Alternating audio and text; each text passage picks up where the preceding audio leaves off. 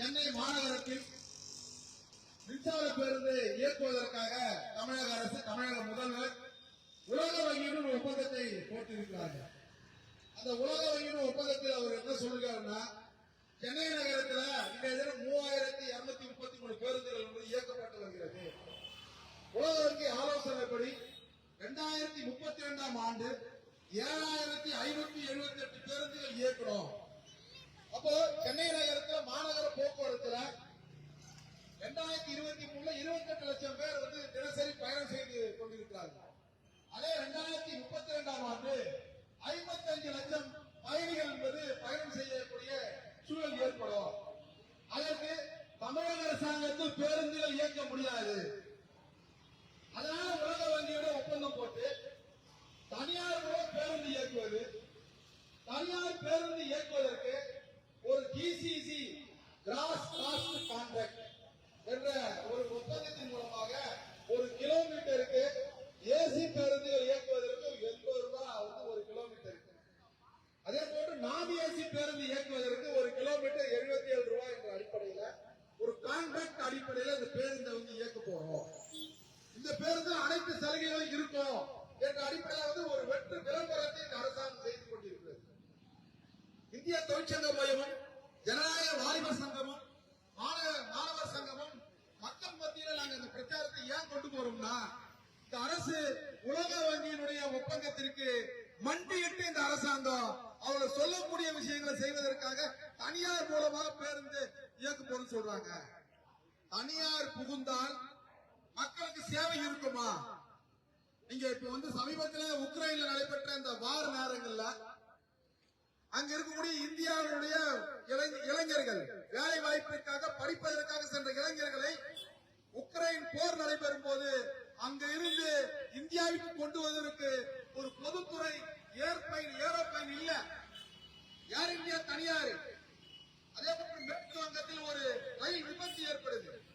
அந்த ரயில் விபத்து ஏற்படும் போது அந்த விபத்தில் நம்முடைய தமிழகத்தினுடைய ரயில் தமிழகத்தினுடைய மக்கள் மாட்டிக்கொண்டார்கள். அந்த ரயில் விபத்தில் அவர்கள் மீண்டும் சென்னை நகரத்துக்கு வருவதற்கு அவர்கள் தனியார் பஸ்ஸின் மூலமாக, தனியார் வாகனம் மூலமாக பல லட்சம் ரூபாய் செலவு செய்து சென்னை நகரத்துக்கு வந்தாங்க.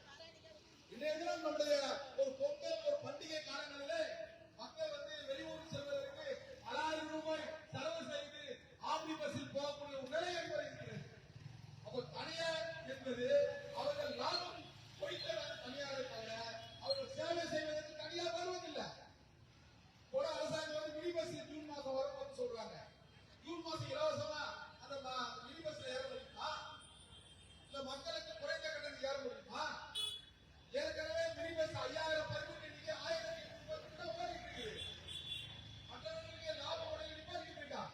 இப்ப மீண்டும் மினி பஸ் தனியார் மூலமாக இந்த மின்சார பேருந்து இயக்குவதன் மூலமாக அந்த மின்சார பேருந்தில் வேலை செய்யக்கூடிய இளைஞர்களுக்கு ஒரு கொத்தடிமையான வேலை, ஒரு நிரந்தரமற்ற வேலை, சமூக பாதுகாப்பு இல்லை. அதே போல ஒரு பிற்படுத்த சமூகத்தை சேர்ந்தவர்களுக்கு, அதே போல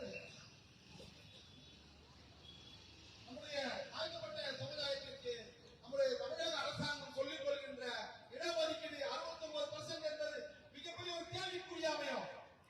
ஒரு 10வது ஒரு கல்வி தகுதி உள்ளவர் ஒரு வேலைக்கு போனோம்னா, ஒரு நிரந்தரமான வேலைக்கு போனோம்னா அரசு போக்குவரத்து கண்டக்டரா போலாம், டிரைவரா போலாம்,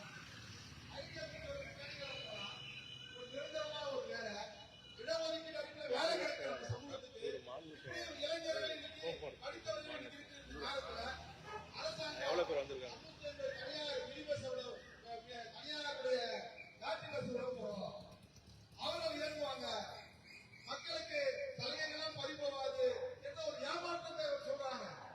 நாம இளைஞர்கள் சொல்றோம், தனியார் மின்சார பேருந்தில் உங்களுக்கு நிரந்தரமற்ற வேலை இருக்கும். ஆண்டிற்கு ஒரு முறை நீங்க உண்மையாக உங்க சம்பளம் கேட்க முடியாது, போனஸ் கேட்க முடியாது, வார விடுமுறை கேட்க முடியாது. எல்லாத்துக்கும் நீங்க போராடினீங்கன்னா வேலை நிற்கிறோம். அடிப்படையில மக்கள்கிட்ட போறோம்.